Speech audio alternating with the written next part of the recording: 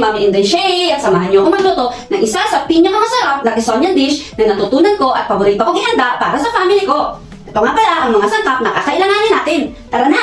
Una kong natikman ang dish na to noong 2004 sa birthday ng mother-in-law ko. Pinag-aralan ko itong lutuin at ngayon nga ay most requested na sa anumang okasyon na meron ng family, lalo na every Noche Buena at Medianoche.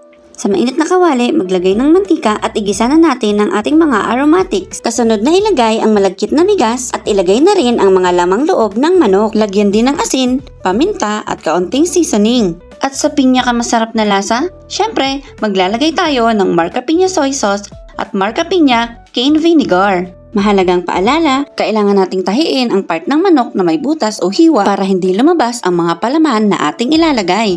Sa pagpapalaman, huwag nating masyadong isiksik dahil tutubo pa ang bigas kapag ito ay naluto na. Salitan din nating ilagay ang mga nilagang itlog.